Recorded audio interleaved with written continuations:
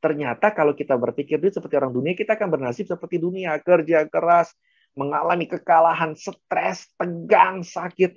Tapi ketika kita mengandalkan Tuhan, Tuhan tahu kita perlu semuanya itu. Ketika saya hidup dengan mencukupkan dengan apa yang Tuhan berikan, kembali saya terus dapat pertolongan dari pekerjaan itu. Jadi bukan dari lagunya. Ketika saya mencari sahabat, saya nggak ketemu. Ketika saya menjadi sahabat, saya dapat semua.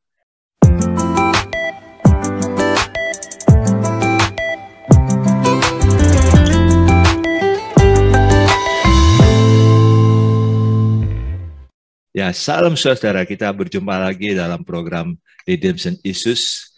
Redemption Issues itu membahas isu-isu yang ada dan karena firman Tuhan adalah pita bagi kaki kita dan terang bagi jalan kita. Dan saat ini kita bersama-sama dengan Pastor Jonathan Prawira. Salam Pak Jo. Shalom semuanya. Ya, dan dalam episode ini, saudara, Pak Jo ini memberikan tempat untuk membahas secara khusus, kalau boleh dikatakan eksklusif, untuk membagikan tentang menulis lagu. Karena Pak Jo ini sudah menulis lagu kurang lebih 5.200 yang tercatat. Jadi ada yang nggak tercatat ya Pak Jo ya? Iya, banyak yang nggak tercatat. Banyak yang nggak tercatat ya? Banyak. Waduh, saya pikir 5.200. Aduh, mungkin saya mungkin bisa lupa-lupa tuh Pak judul gini. Tapi ya, ini luar biasa. Itu kasih karunia yang Tuhan yang luar biasa ya untuk Pak Jo ya. Amin. Bisa menulis lagu. Karena ini sesuatu yang jarang ya. Orang mungkin bisa nulis lagu ya selama hidupnya bisa 100, 1000. Tapi yang terbanyak kan yang dari Amerika yang penulis lagu yang buta itu ya, ibu-ibu itu. Dia Cosby itu dia menulis lagu 10.000. 10.000 ya. 11.000. 11.000. Oh, oke. Okay. Ya, dan kadang dia buta. Nah, Pak Jo ini unik lagi nih dalam kesaksiannya waktu podcast tahun lalu kita tuh adalah Pak Jo bilang Pak Jo nggak bisa main musik. Sampai sekarang. Sampai sekarang. Sudah latihan, berusaha belajar. Bukannya nggak berusaha loh. Tapi itu yang bukan bakatnya sih. Bukan di situ ya. Kalau pegang keyboard, ini bisa ya keyboard laptop gitu ya, bisa ya itu ya. Ya, keyboard laptop ya, bunyinya sama, not. Ya, karena ini sesuatu yang istimewa. Sampai ada orang yang bertanya-tanya, apa mungkin nggak bisa main musik tapi bisa ngarang lagu? Itu sesuatu yang orang geleng-geleng kepala. Apa mungkin? Apa bisa? Ya mungkin Pak Jo bisa sampaikan ini. Apa sih rahasianya nih Pak Jo nih? Sampai Pak Jo bisa menulis lagu dan tentu saudara yang disepakati bersama dengan Pak Jo ini, kalau Pak Jo mau bagikan, bukan supaya saudara dapat loyal, kalau menulis lagu terus dapat loyalty. Karena itu sesuatu yang apa ya, bukan yang Tuhan mau banget gitulah. Karena lagu itu merupakan hak istimewa yang Tuhan berikan. Misalnya dengan kepada Pak Jo untuk menulis lagu untuk memberkati banyak orang. Bukan hanya memberkati, mengubah banyak orang sehingga bisa membuat mereka lebih dekat lagi dengan Tuhan, mengalami Tuhan. Itu adalah upah yang Tuhan berikan sebenarnya. Walaupun nanti ada upah yang lebih besar lagi di surga. Karena daripada kita dapat loyalty, akhirnya kita nggak dapat upah dari Tuhan. Betul Pak Jo ya? Setuju. Jadi lebih baik kita bukan orientasi kita, bukan tujuan kita, tapi bagaimana banyak orang yang akhirnya mengalami Tuhan dan mengenal Tuhan.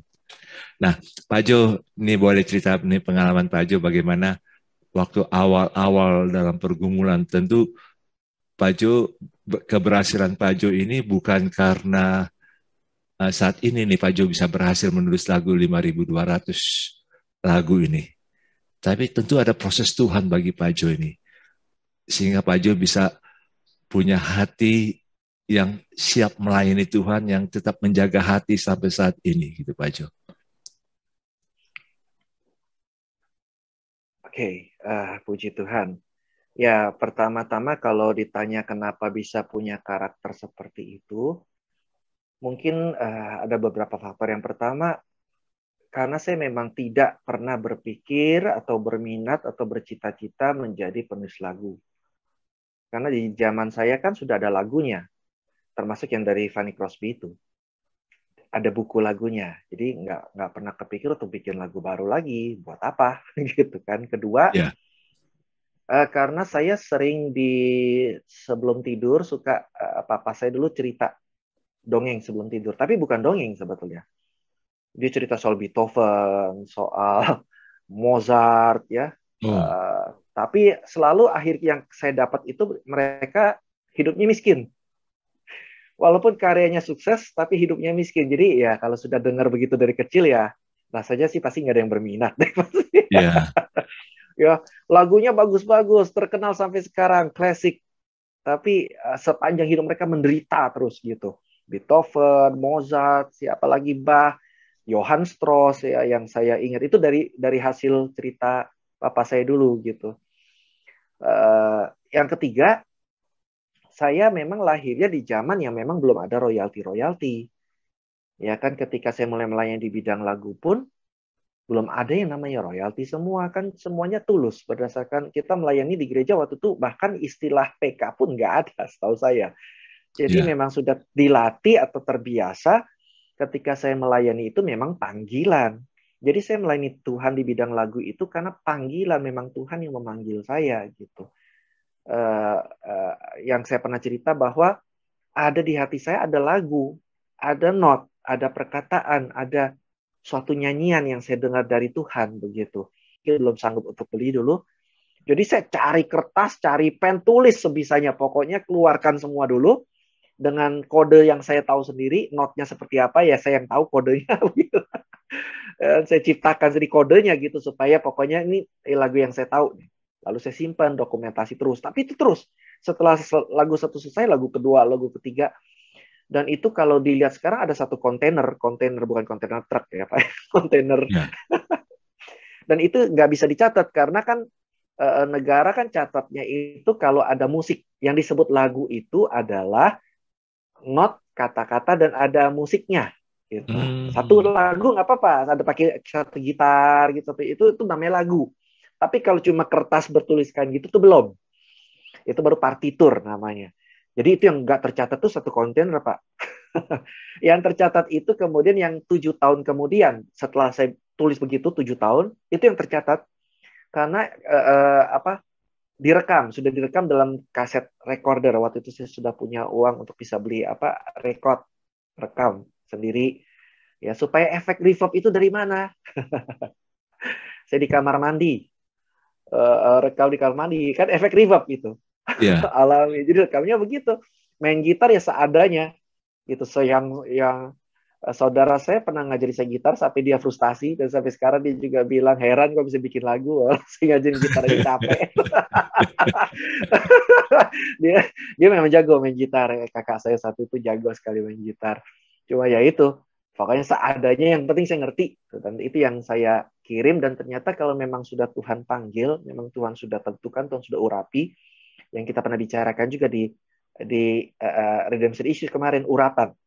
Ya, Bahwa kalau sudah Tuhan tunjuk kita, maka kuasanya bahkan ketika kita kelemahan kita, kuasanya sempurna. Seperti Rasul Paulus, ketika Tuhan sudah tunjuk Rasul Paulus, apapun kelemahannya, kuasanya sempurna. Tuhan yang menyempurnakan. Saya ketemulah produser yang walau bingung dengar saya sampai dia komentar, mendingan Pak Jonathan ini mestinya serekam tanpa alat musik. Saya lebih ngerti lagunya daripada pakai alat musik. Tapi Enjet dia bisa, dia bisa apa namanya mencerna gitu. Oh tahu lagunya bakal kemana gitu. Jadi dia punya bayangan ada saya dipertemukan Tuhan dengan orang seperti itu gitu. Dan akhirnya lagu-lagunya keluar dengan bagus sekali gitu kan. Di aransemen dengan baik begitu kan, dikasih penyanyi yang baik. Itu jadi awal mulanya saya di situ. Jadi kenapa saya nggak pernah berpikir soal istilah royalti ya buat saya ya karena saya bagian dari sudah melihat karya Tuhan dibantu Tuhan, semuanya karena Tuhan, bukan karena usaha saya sendiri gitu. Usaha kita cuma melakukan bagian kita yang terbaik, tetapi bisa lagunya sampai ke produser, sampai diproduksi jadi kaset, bisa berdampak, bisa sampai sekarang berdampak. Lagu-lagu lama yang Tinggikan Dirimu yang pertama masih sekarang masih eksis. Buat saya itu udah bukan karena promosi saya, itu udah promosi dari Tuhan, semuanya karena itu. Jadi saya memang tidak berani untuk pakai jalan royalti, bukan karena royalti itu salah buat saya juga, tetapi karena memang jalan Tuhan buat saya sudah begitu. Ketika hati kita tulus, hati kita murni, saya akan melihat betul-betul karya Tuhan, pembelaan Tuhan begitu. Jadi buat Tuhan terserah, kamu mau ngandelin royalti silakan, tapi ibaratnya ya biarlah royalti bekerja untukmu. Nah, saya nggak mau begitu. Saya ngandelin Ya. Tuhan. Ya Tuhan yang bekerja buat saya begitu. Jadi ketika lagu pertama seperti Tinggikan Dirimu, kemudian seperti Yesus Kau telah memulai Ya.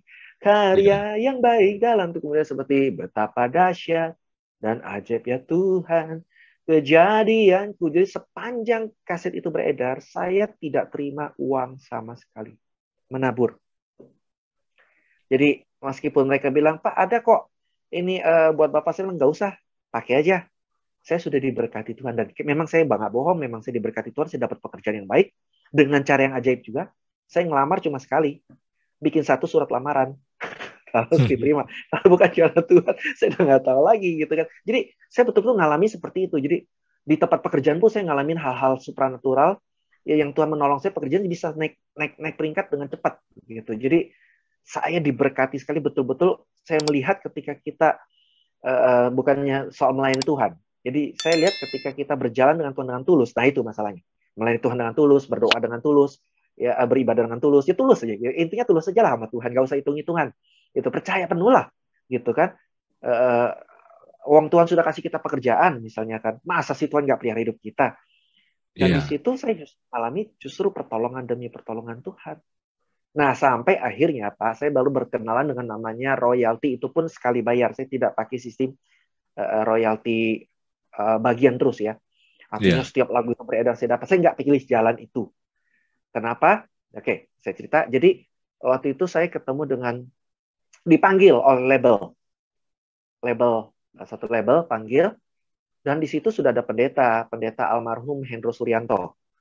Oh Ya, ya. saya nggak, ya jadi saya kenal aja di satu. Dan saya kan tahu itu beliau senior, untuk lagu-lagu lebih senior dari saya gitu kan. Dan kemudian ketika bertemu di situ saya ditanya langsung to the point, kenapa nggak mau terima uang? Saya bilang kan dari Tuhan. Nah di situ dijelaskan oleh Pak Hendro, saya juga hamba Tuhan. Dibilang saya pendeta. Nah, waktu itu saya masih kerja kantoran karyawan.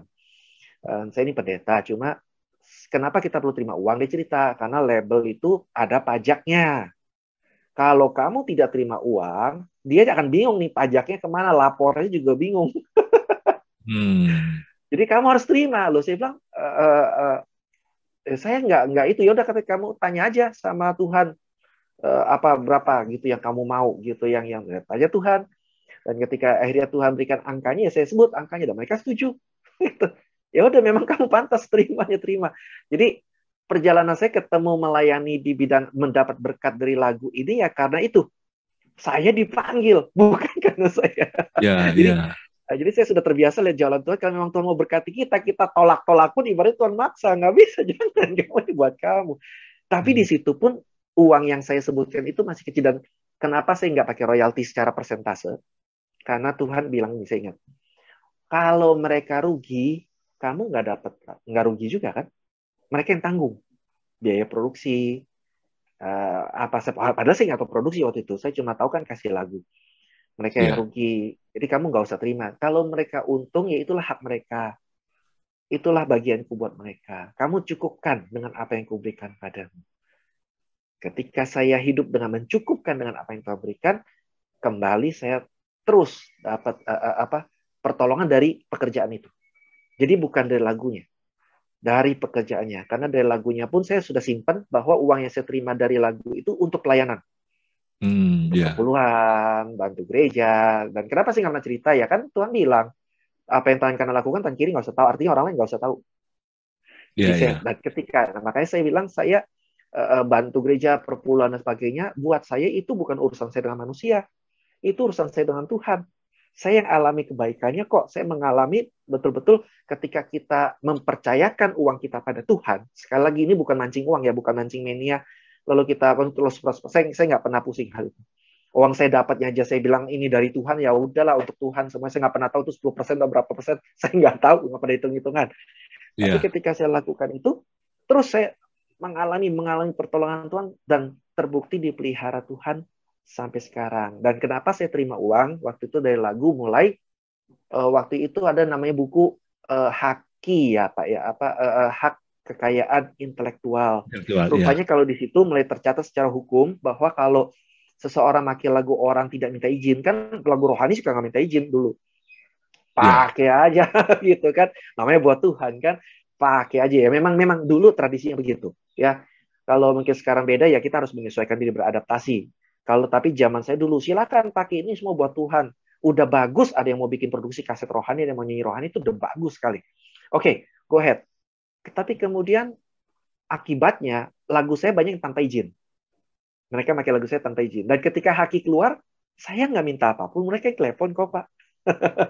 Dan Hmm. lapor satu-satu, Pak Jonathan saya pakai lagunya Pak Jonathan. Mereka tahu kalau terjadi apa-apa, mereka yang bisa kena somasi kan, bahaya sekali gitu buat mereka. Mereka kontak satu-satu dan di situ saya dibayar apa? Jadi kalau saya ikutin yang harga dulu ya udah beda, karena sekarang sudah beda dan mereka bayar sesuai dengan harga yang sudah berbeda gitu kan. Dan mereka setuju karena memang tuh udah hukum mengharuskan, dan mereka lapor. Saya pun nggak pernah bertindak apapun.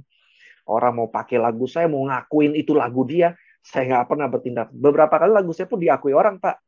Oh, Waktu itu gitu. ada yang lapor, iya ada penyanyi penyanyi sekuler namanya Ongen.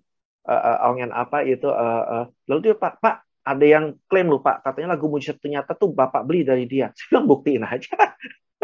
Saya nggak mau tahu, silakan. Wah, jadi memang buat saya ya apapun itu ya, kalau kita melakukan sesuatu dengan tulus ya, artinya Tuhan yang bela kok. Kebenaran harus terungkap karena Tuhan bilang kan, Tuhan akan memunculkan hakmu seperti kebenaran seperti terang, hakmu seperti siang. Artinya hak Ya, kita ya. dibela Tuhan.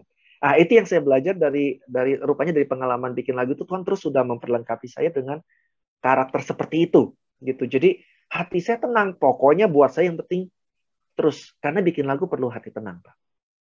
Hmm. Jadi dengan tenang saya nggak mau terganggu oleh apapun, keluar terus ilham, inspirasi, dan bahkan tambah lama tentang profetik, artinya apa yang akan terjadi kemudian Tuhan sudah kasih tahu untuk dibikin. Pertama lagu saya intimate, lama-lama ke profetik. Itu karena Tuhan juga, bukan karena saya maunya kemana, tapi Tuhan yang mengarahkan terus.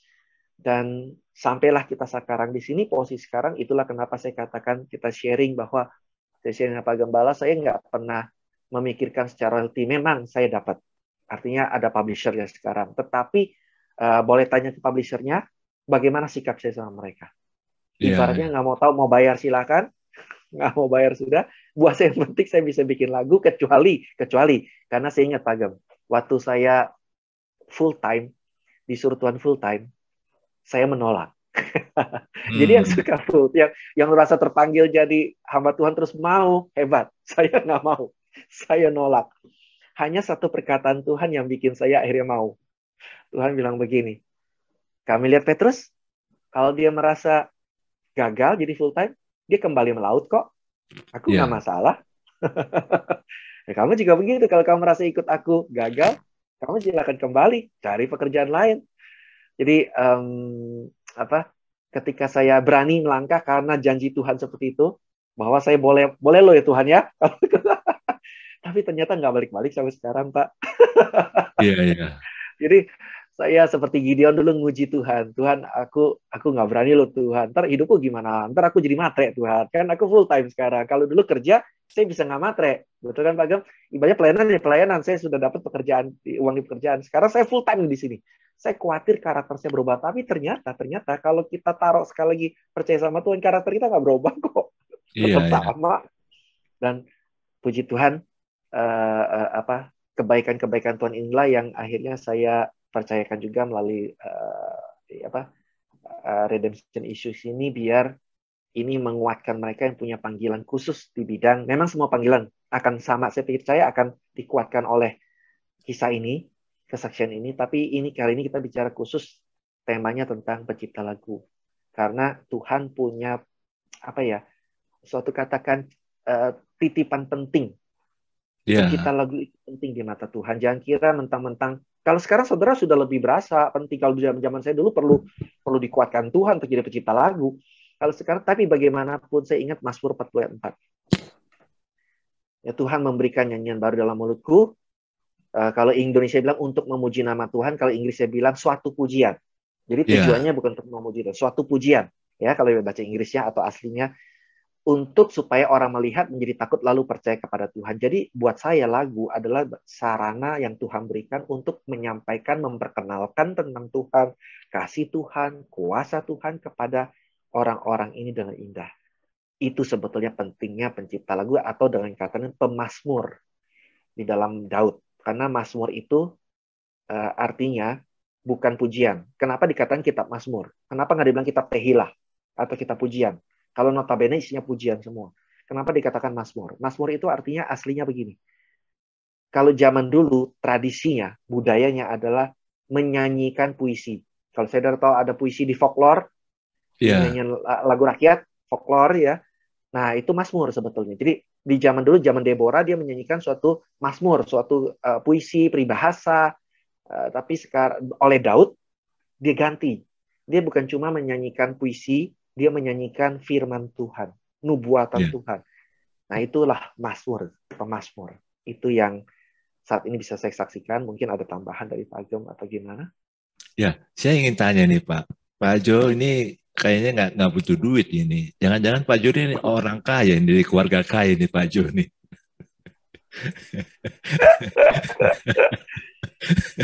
Kayak nggak butuh duit gitu. Iya, benar, enak banget ya. Iya. Iya. Saya Jangan-jangan Pak Jo ini gitu. Dari anak konglomerat kali ini, Pak Jo.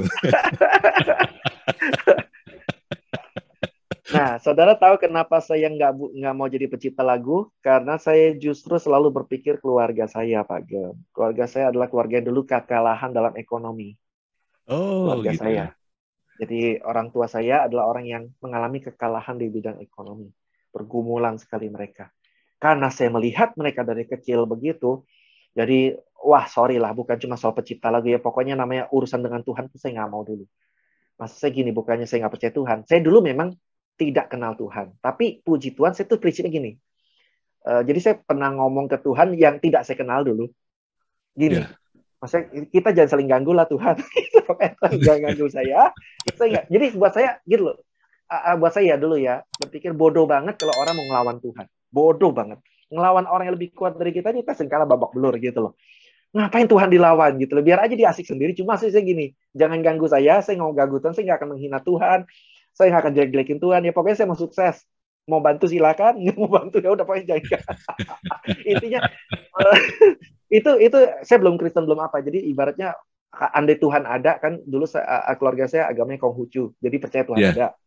Ya, teman Tuhan yang gimana? Tuhan langit bumi lah gitu lah ya. Tuhan yang Maha Esa. Jadi belajar Tuhan yang Maha Esa gitu. Tuhan Tien, tolong jangan ganggu saya nggak ganggu Tuhan. Silakan urusan masing-masing. Saya mau cari duit buat keluarga saya. Itu dulu. Tapi sekali lagi ya, mungkin Tuhan lihat ketulusan saya. Sekali lagi karena saya apa adanya gitu. Saya jujur. Gitu jujur loh. ya. Ya saya merasa gitu. Saya jujur aja. Uang saya mikirin duit kok. Tapi ketika ketemu Tuhan, setelah melihat kebaikan Tuhan, nah itu yang terjadi terbalik malahan. Ternyata kalau kita berpikir duit seperti orang dunia, kita akan bernasib seperti dunia. Kerja keras, mengalami kekalahan, stres, tegang, sakit. Tapi ketika kita mengandalkan Tuhan, Tuhan tahu kita perlu semuanya itu. Kan dia bilang, Bapakmu tahu kamu perlu semuanya itu. Nggak usah ngomong.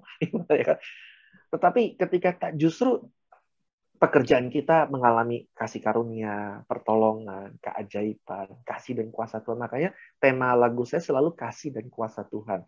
Tema khotbah saya selalu kasih dan kuasa Tuhan. Kenapa? Karena walau saya tidak cerita di mimbar, terlalu banyak hal yang mungkin bahkan sensitif, bahkan terlalu, saya katakan nanti saya takut kalau saya cerita ini, orang akan justru melihat ke saya. Karena terlalu gaib, terlalu supernatural, jadi saya nggak pernah cerita. Cuma apa yang saya katakan firman Tuhan tuh hidup tuh betul sekali. Gitu loh, kasih dan kuasa Tuhan tuh besar, nyata, ajaib tuh betul. Kalau kita ngomong Tuhan tuh ajaib, itu betul ajaib. Karena saya alami. Gitu. Jadi Kalau sekarang keluarga saya bukan cuma ngelihat soal ekonominya baik, tapi mereka jadi percaya sama Tuhan. Nah itu yang Mas Surlen, Pak. Mas Sur lalu percaya kepada Tuhan. Jadi saya seperti mencapai targetnya Tuhan, bahwa targetnya Tuhan kasih kita lagu supaya banyak orang percaya lewat lagu itu gitu loh. Dan mama papa saya percaya bukan karena gini, melihat oh saya sukses pencipta lagu ya. Saya pernah ceritakan juga mungkin di sini saya lupa bahwa papa saya ketika tahu saya pencipta lagu bukan dari saya, Pak Gem. Oh Bukan iya dari ya. saya. Ya kan dari tetangga. Iya. Tetangga yang cerita. Karena saya pun gengsi, maksudnya gini, kalau ternyata lagu saya yang ngetop cuma 4, habis itu nggak ngetop lagi, malu kan Iya. kita udah Iya. sesumbar gitu. Kita sih bilang nggak sesumbar, bersaksi. Tapi kan ya saya dulu pikir malu lah. Nanti kalau ternyata gagal lagi ya udah. Tapi justru dari itu saya melihat ketika Tuhan sudah berfirman, ya seisi rumah diselamatkan, orang akan percaya kepada Tuhan. Itu terjadi. Jadi mereka percaya kepada Tuhan. Jadi satu keluarga saya besar, saya ada melihat bahwa bukan soal saya diberkati lewat lagunya, bukan sebetulnya. Mereka melihat orang diberkati lewat lagu itu, dan mereka melihat saya dipulihkan Tuhan lewat pekerjaan. Mereka bingung, kok kamu bisa kerja seperti ini? Kok kamu bisa dapat?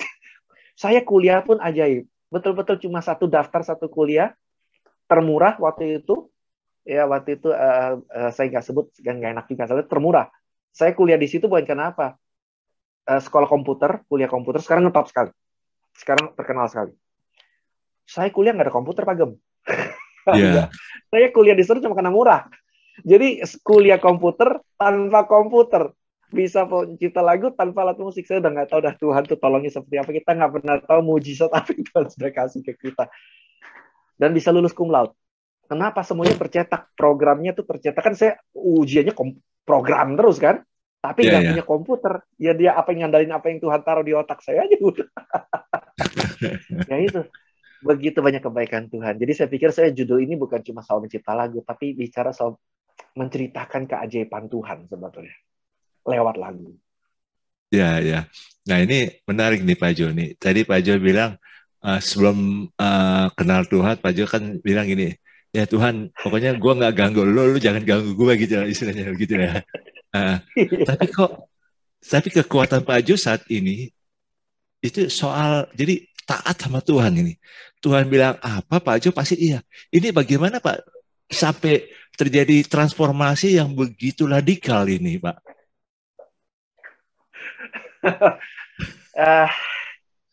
Ya, karena peristiwa pertobatan saya juga radikal. Artinya, saya pernah cerita belum tentang wah ini bisa panjang sekali, Pak. Tapi mungkin kita ceritakan lain kali bahwa pertobatan itu radikal sekali. Karena ada teman saya yang meninggal, teman baik saya yang begitu mengajak saya ke gereja meninggal. Saya nggak pernah mau pergi. Waktu selama dia hidup, dia selalu, saya dulu nggak punya teman. Ya mungkin karena terlalu minder, terlalu pahit melihat kenyataan hidup ini. Jadi saya cuma mau pokoknya belajar, saya pokoknya mau tahu, fokus. Egois lah. Tapi egois nggak sengaja. Karena saya merasa nggak ada yang peduli pada saya. Jadi saya ngerti kenapa orang egois, karena merasa nggak ada yang peduli, nggak ada yang dukung dia, nggak ada yang tolong dia. Kenapa orang sombong, saya ngerti. Karena dia merasa dia melakukan sendirian. Nggak ada yang dukung dia, dia harus kerja keras, itu kenapa dia jadi sombong, dan sebagainya. Saya bisa ngerti karena saya pun ngerasain hal itu. Tapi ada teman saya dulu satu SMP yang selalu ngajak ke gereja, padahal dia populer, dia anak perempuan yang sangat populer di sekolahan, direbutin sama laki-laki lain ibaratnya, tapi dia selalu mau deketin saya. Tapi saya pun nggak GR, saya tahu lah siapa saya gitu kan, cuma dia mau ajak saya ke gereja terus. Saya nggak pernah mau, sampai hari dia justru meninggal dunia karena tertabrak mobil waktu pulang dari gereja. Oh. Pulang dari gereja, tertabrak mobil, meninggal dunia. Waktu itu sebetulnya dia itu pernah minta saya temenin, tolong deh. Biasanya saudaranya jemput dia pulang dari gereja, kali ini saudaranya ada kesibukan, tidak jemput dia dari mobil, dia harus pulang sendiri, dan dia minta tolong saya, temenin saya dong. Sekali aja, temenin ya. Kamu mau tungguin kayak di luar, temenin deh, kita pulang bareng gitu maksudnya. Karena saya egois ya, nggak pernah mikirin orang lain kan, waktu dulu boro-boro mikirin orang lain, mikirin sendiri aja pusing gitu kan. Yeah. Jadi ya kamu minta aja sama yang lain. Waduh. Kalau di drakor mungkin sudah saya dibenci kali ya. Itu egois. Drakor jadi tokoh antagonis kayaknya. Ya saya bilang kamu minta aja sama yang lain. Saya pulang. Karena memang orang tua saya pun berpesan saya pulang sekolah tidak boleh kemana-mana, harus pulang karena mereka itu dibantu, uang sekolah saya dibantu. Jadi Tuhan tuh baik sama saya bahkan sebelum saya kenal Tuhan. Jadi saya merasa kita nggak pernah tahu bahwa kita ini sebetulnya banyak mengalami kebaikan itu cuma tanpa kita sadar dan tanpa kita terima kasih. Uang sekolah saya gratis loh, dibantu. Cuma ya karena saya nggak ngerasa apapun, pokoknya ya saya pulang dan esok pagi ketika saya datang, teman saya kasih tahu si gadis itu, teman saya itu meninggal dunia, kecelakaan. Wah, saya langsung dunia runtuh. Rasa bersalah, rasa tadinya nggak percaya ya, rasanya seperti mimpi gitu. Masa sih gitu loh. Baru kemarin saya bilang, sorry ya, aku nggak temenin. Saya masih ingat raut wajah kecewa terakhir ya. Waktu saya bilang nggak bisa sampai temennya ngeledekin tuh gimana sih. Saya masih ingat semua. Itu gara-gara gini Pak. 2 tahun saya kehilangan memori. Setelah kejadian itu hilang memori. Jadi bukan gila loh. Cuma hilang memori. Jadi kalau ditanya saya selama 1 SMP sampai 3 SMP saya nggak ingat. Seperti semua kayak apa ya, mimpi semua lah gitu. Di SMP ketiga terakhir saya cuma kepikir gini, dia dulu minta saya ke gereja nggak pernah mau, sekarang saya pergi. Ketika saya pergi disitulah Tuhan menjamah saya keingat betul-betul kebaikan dia dan disitulah saya dipulihkan dari Tuhan bahwa itu loh ada kok yang peduli sama aku peduli kok sama kamu yang keras hati.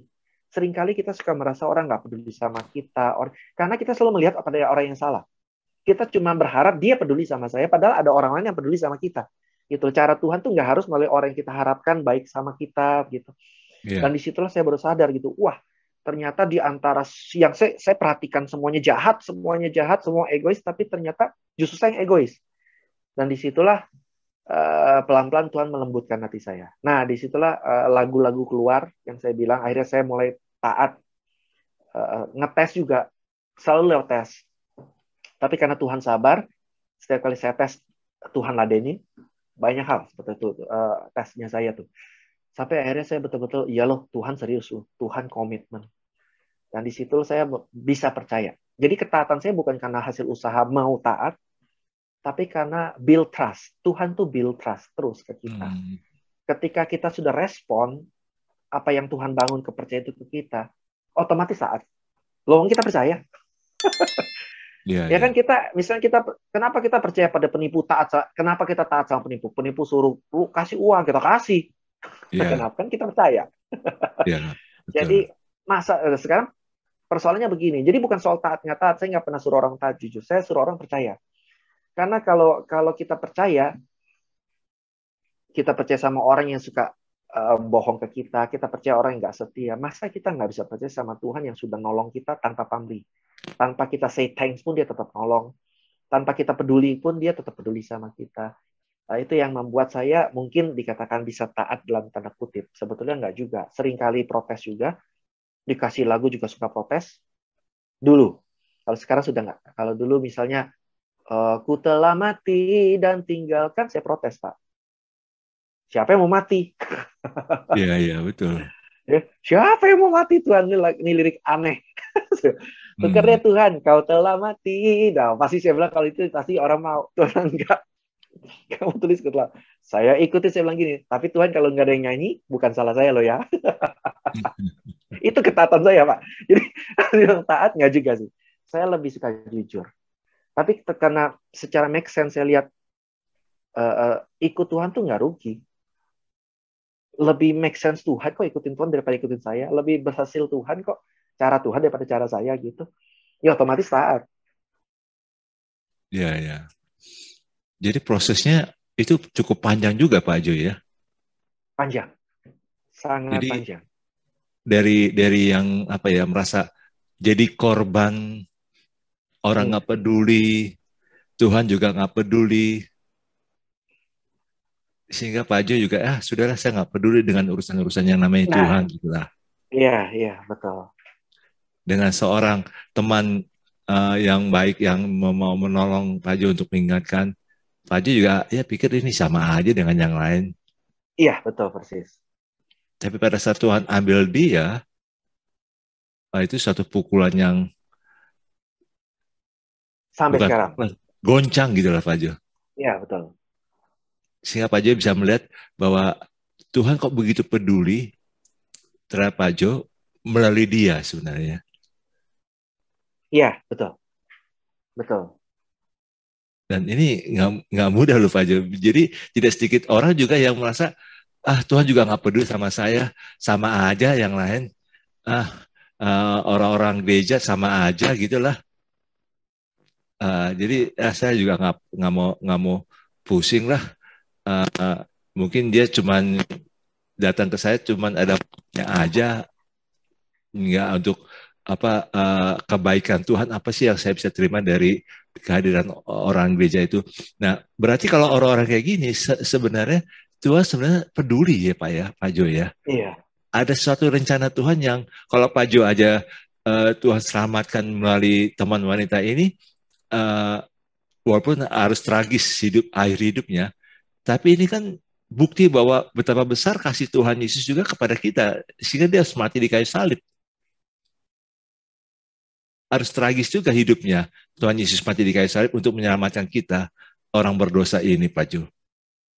Nah, saya lihatnya di sini apa ya, perubahan yang sangat mendasar ya, walaupun nggak langsung apa ya, nggak langsung Pak Jo nggak langsung melihat wah ini saya harus taat semua. Memang tadi kan Pak Jo, prosesnya berapa lama Pak Jo dari waktu Pak Jo akhirnya berserah pada Tuhan sampai Pak Jo totalitas menyerah pada Tuhan. Pokoknya apa yang Tuhan bilang, saya iya aja deh. Sebetulnya saya nggak pakai, karena mungkin Tuhan tahu perasaan saya rusak. Jadi hati saya rusak karena begitu banyak tersakiti ya oleh kenyataan hidup ya, oleh sikap mungkin ketika saya melihat bagaimana perlakuan dunia terhadap orang tua saya gitu ya, semakin kita dibawa tuh semakin ditekan, dihina, direndahkan. Jadi Tuhan bekerja lewat pikiran.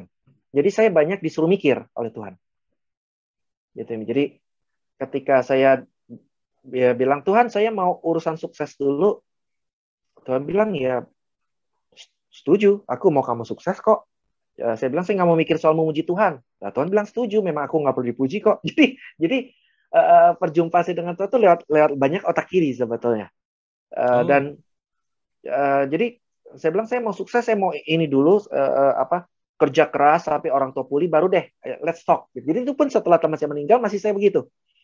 Masih saya meskipun hati saya sudah boleh dipulihkan, jadi mulai semakin tahu bahwa Tuhan itu baik, semakin tahu gitu kan.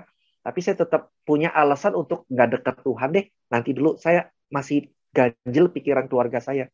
Lalu Tuhan ingatkan gini, kalau kamu bekerja dengan cara kamu akan bernasib sama seperti orang tua kamu. Oh iya ya, kan kalau hasilnya sama ya outputnya sama, cara kerja sama ya outputnya sama kata Tuhan. Iya betul. Oh iya benar. Lantas saya mesti apa kalau saya tanya?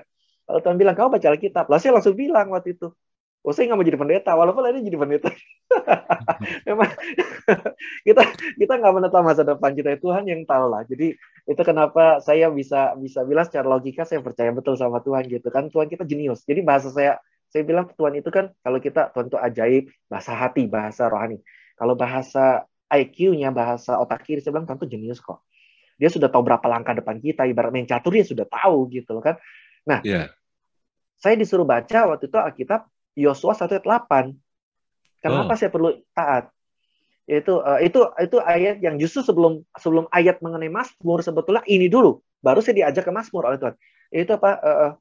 Jangan lupa perkatakan firman Tuhan, renungkan perlaku. Jadi perkatakan, jangan ngomong yang negatif, ngomonglah firman Tuhan. Saya mulai belajar di situ.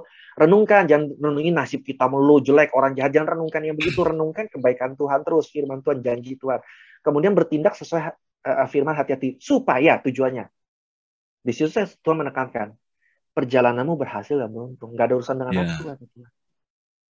Jadi kalau kamu mau sukses, ya mau, mau nggak? Kan saya dulu mengartikan beruntung itu bukan sial, meskipun ada benernya, tapi ternyata beruntung itu bahasa halus untuk diberkati, prosper. Tapi ya benar juga sih butuh beruntung. Waktu saya merasa hidup saya sial banget sih, gitu kan. Ternyata kalau kamu mau beruntung, mau sukses, ikuti Yosua. Itu tujuan firman Tuhan. Jadi ketika Tuhan suruh sabar, ketika Tuhan suruh itu saya ikuti, dan ternyata tuh tadinya kan saya berpikir jelek, berkata jelek, bersikap jelek, gelap gitu kan. Ketika saya gelap, ya dunia gelap. ibaratnya gini saya bilang, ketika saya mencari seorang sahabat, saya tidak menemukan sahabat. Oh, saya jadi ingat quotes zaman remaja ini kan dulu kan suka quotes-quotesan. Ya, Ketika saya mencari sahabat, saya nggak ketemu. Ketika saya menjadi sahabat, saya dapat semua. Jadi saya ya, berubah sekarang daripada cari sahabat itu saya kan masalah saya itu nggak ada teman. Saya jadi sahabat. ya, Ketika saya jadi sahabat, teman jadi banyak dan banyak juga diberkati dalam hal kecil. Misal saya nggak pernah kedufan. Jadi pokoknya saya itu sangat sangat merasa ibaratnya saya punya punya punya alasan untuk pahit lah, bahkan kedufan aja nggak pernah gitu. Saking nggak ada uang gitu. Ada yang ngajak kedufan. Waduh, ajak kedufan. Nggak pernah nonton waktu sama remaja, nggak pernah pergi mana nonton, dia aja dibayarin nonton. Jadi bukan saya matre, tapi saya cuma merasa bener loh, ketika kita lakukan perbantuan seorang sahabat menaruh kasih setiap waktu menjadi saudara dalam kesukaran, saya nggak bisa bantu apa apa Tuhan, kamu bisa bantu senyum waktu teman masalah, kamu nggak usah nasihat, tepok aja bahunya. Kenapa ada masalah ya, kuat ya, kalau ada apa-apa yang bisa gue bantu bilangin, cuma itu. hmm, Gratis. Jadi saya diajari hikmah hikmat gratis. Maksudnya kamu nggak perlu punya uang untuk berkati orang. Sikapmu bisa berkati orang. ya, ya, Nah, jadi ketika saya ikuti petunjuk-petunjuk Tuhan, ternyata saya semakin bersinar, semakin terang. Betul, keberuntungan datang, kebaikan Tuhan datang. Dan itulah yang saya sampaikan lewat lagu. Makanya Tuhan kasih saya lagu untuk itu, menceritakan semua kebaikan Tuhan. Bukan apa yang saya kepada Tuhan. Kalau saya kepada Tuhan tuh rasanya, jujur ya, ini bahasa otak kiri saya. Saya nggak tahu bahasa, buat saya gombal. Karena saya tahu siapa saya. ya. Kadang saya suka marah sama Tuhan, kadang ngambek. Oh, kalau kita nyanyi, aku mengasihi Tuhan 100% I love you. Ah, sudahlah. Jadi saya lebih suka bilang, kau mengasihiku lebih dari yang kuduga. Bahkan di saatku tiada menyadarinya. Jadi saya lebih suka apa namanya real, menceritakan sesuatu Iya, secara real gitu. Artinya memang itulah hati Tuhan, itulah. Jadi bukan rayuan berniat merayu Tuhan. Saya lebih suka menceritakan tentang Tuhan begitu. Dan memang itu panggilan lagu-lagu saya selama itu seperti itu. Makanya saya nggak mikir yang lain lagi. Pokoknya saya tahu cerita tentang Tuhan gitu. Hanya oleh darah domba. Emang betul. Hanya oleh darah domba kita hidup dalam anugerahnya. Itu saya kesaksian saya juga. Cuma saya nggak pernah cerita latar belakang lagi. Karena buat saya yang penting firman Tuhan. Bukan iya, sayanya. Kalau saya berharap seperti teman saya sekarang. Cuma cerita kebaikan Tuhan, nanti dia akan berasa. Dan juga tadi ada pesan Tuhan juga buat saudara, jangan seperti saya gini. Kadang-kadang kita peduli saat semuanya terlambat. Saat ini teman saya sudah nggak ada. Setiap hari saya hidup hanya untuk berharap. Kadang-kadang andai dia masih ada, saya mau ajak dia ibaratnya ikut menginap anti glory. Jadi saya setiap kali kalau ada dia, saya pengen bilang, ini loh teman saya. Selalu pengen bilang, tapi kan dia di sorga. Cuma akhirnya saya punya tekad begini, saya pengen pulang kembali ke sorga dan yang saya cari, jujur kan kita main jujur-jujuran nih. Saya udah iya. bilang sama Tuhan, yang saya cari Tuhan bukan kamu dulu loh. Saya mau cari teman saya dulu. Karena buat saya, tanpa teman saya nggak kenal Tuhan. Saya Iya, melihat iya, kasihnya Tuhan lewat dia, saya bilang gitu kan. Jadi pertama kali saya nanti ke sorga, saya mau cari teman saya dulu. Gitu. iya, Jadi iya, tapi kita tahu lah pasti ujung-ujungnya Tuhan lah kita cari kan. Cuma ini saking saya menyesal gitu. Jadi saudara, yuk kita Tuhan ngerti kenapa kita egois. Tuhan ngerti kenapa kita pahit dan merasa saya nggak mau pikir orang lain. Saya benci orang lain. Saya kecewa sama orang. Tuhan ngerti. Tapi ingat, sebenarnya Tuhan hadir kok. Ada yang peduli sama kita. Jangan sampai orang itu nggak ada lagi, baru kita sadar. Nah, itu nggak enak. iya, Tidak enak. Yuk, mungkin itu istri kita selama ini sabar. Yuk, kita anggap iya, remeh. Karena kenapa? Mungkin kita lagi punya kemarahan, kita lampiaskan ke dia gitu. Mungkin kita anggap dia bagian dari masalah itu. Atau orang tua kita, ya, atau mungkin anak kita gitu ya. Setiap ada yang baik sama kita, ketahuilah itu cara Tuhan mengirimkan sinyal kasihnya kepada kita. Jangan iya, kita tolak karena kita lagi marah, kita tolak. Kita yang rugi ntar. Jadi mulai sekarang coba ingat-ingat. Jangan ingat yang jahat sama kita. betul. Jangan ingat yang ngelupain kita, yang remehin kita, yang nindas kita. Itu bukan dari Tuhan buat kita. Ingat yang baik sama kita, yang mau doain kita, yang mau nanya kabar kita, yang tiba-tiba senyum sama kita. Ingat itu. Itu cara Tuhan untuk bilang bahwa dia peduli sama kita. Allah mengerti. Ya. Allah peduli segala persoalan yang kita hadapi. Gitu, Pak. Wah, puji Tuhan. Jadi ini ada benang merahnya sih Pak Jo. Tadi kalau Pak Jo cerita terakhir ini, dulu jadi korban situasi karena masalah keluarga, yang masalah ekonomi keluarga. Nah, terus saat ini kan Pak Jo kan waktu sudah kenal Tuhan, Pak Jo mengalami perubahan. Perubahannya ada dua hal itu sih Pak Jo yang saya lihat. Pertama, harus harus memperhatikan firman. Yosua 1 ayat 8 tadi ya. Hmm. Jadi harus terus firman itu jadi bagian hidup kita sehari-hari. Setiap hari, baik dalam mulut, pikiran, merenungkan, dan tindakan kita juga itu harus kita sesuai dengan firman. Yang kedua, kita sendiri yang harus buat perubahan. Tadi Pak Jo bilang, jangan cari sahabat, tapi jadilah sahabat. Sehingga Pak Jo akhirnya ya sampai diajak ke Dufan tadi ceritanya gitu lah. Itu teman saya baik. Saya masih ingat sampai sekarang teman-teman saya. Ya istilahnya kan ya kayak Iya. gitu lah. Kan anak pasar baru ya Pak Jo ya. Anak mana-mana Pak, diganggang dulu pokoknya semua masuk. Ya, anak pasar baru. Saya tahu Pak, anak pasar baru. Jadi gang-gangnya saya tahu juga sih anak pasar baru. Biskop yang terdekat waktu itu Biskop Grube ya. Yang terdekat. Tapi saya diajak nonton dulu di Kartini, di Golden, di Oh, Gordon ya, seru lah. seberang Gordon tuh. Udah nggak ada. Dulu di seberang Kartini itu Genosari itu Katai, Pak. Oh kata ya kali ya, agak lupa saya bioskopnya apa. Ingat filmnya aja. Nggak, ini memori aja sih, Pak. Memori ya. Memori yang indah jangan dilupakan ya.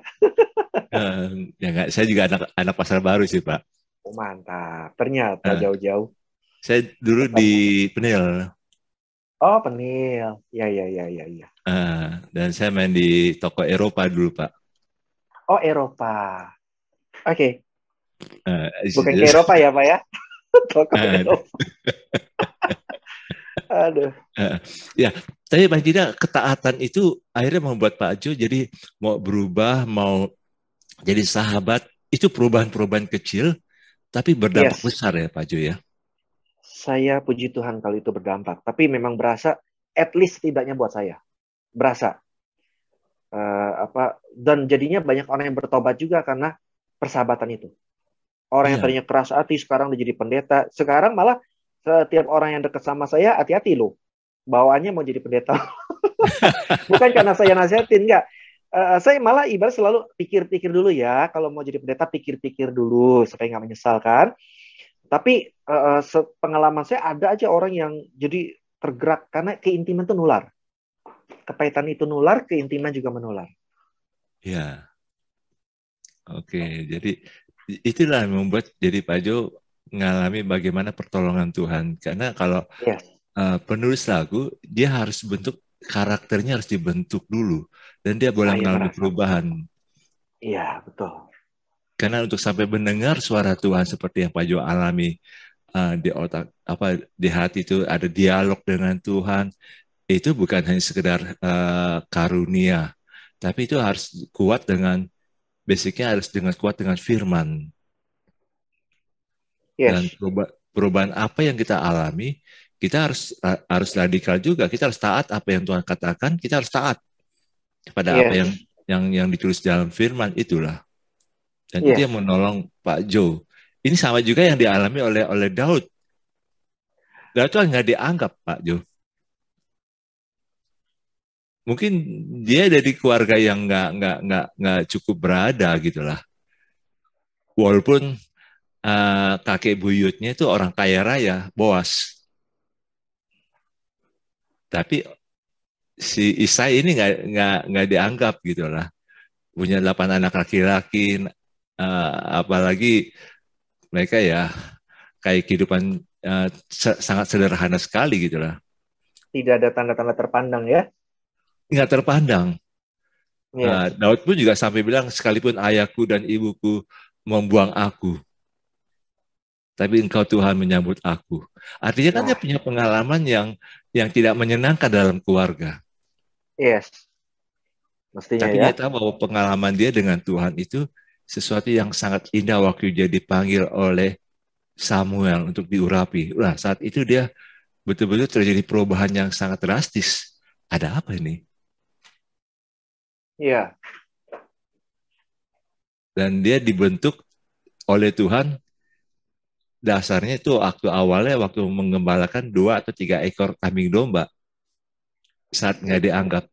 Mungkin Pak Jo juga ngalami hal-hal kayak gitu saat nggak dianggap oleh keluarga, oleh orang terdekat, atau mungkin keluarga dari papa dan mama pada waktu itu. Tapi Pak Jo akhirnya tahu bahwa Tuhan sangat peduli sama Pak Jo.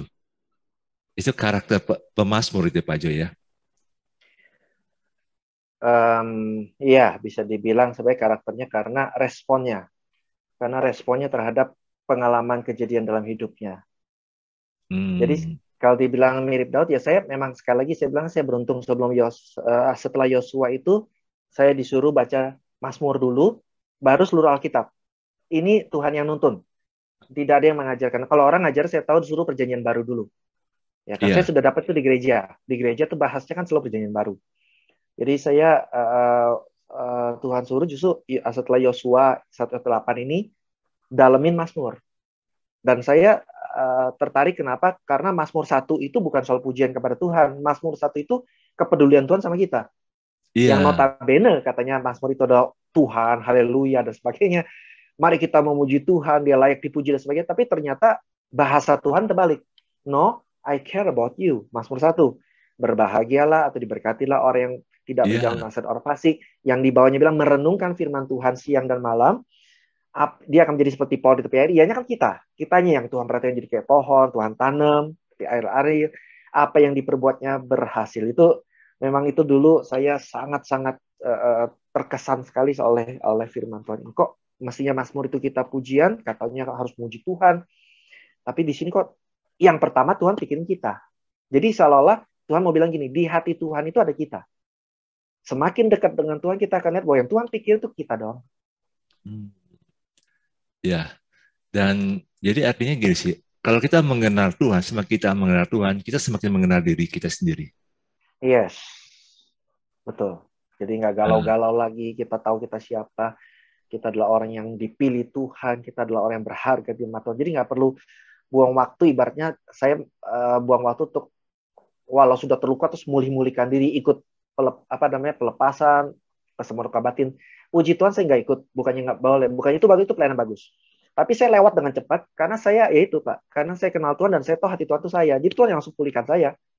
iya, iya, Jadi saya nggak peduli lagi apa kata orang tentang saya.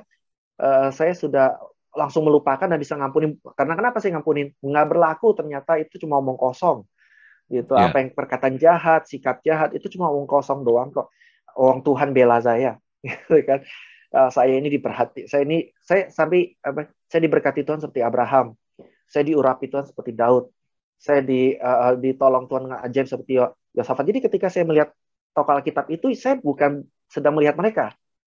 Yang saya lihat ini Pak Gem, bagaimana Tuhan melihat saya melalui mereka. Gitu. Apa yang Tuhan lakukan kepada saya itu seperti Tuhan lakukan kepada mereka. Kalau Tuhan bisa nolong Sadrak, Mesak, dan Abednego, Tuhan juga bisa tolong saya. Gitu. Jadi iya, mereka tuh kayak saksi iman doang. Seperti Rasul Paulus bilang tuh mereka cuma saksi iman, saksi aja. Gitu. Dan itu semakin membuat saya cepat sekali menolak hal yang jahat. Jadi saya ingat Rasul Paulus bilang bukan semuanya boleh, tidak semuanya baik. Jadi kita tahu hati Tuhan tuh nggak pernah selalu ngelarang atau nggak ngelarang gitu, atau aku akan kutuk. Nah, puji Tuhannya kan saya nggak disuruh baca Musa dulu.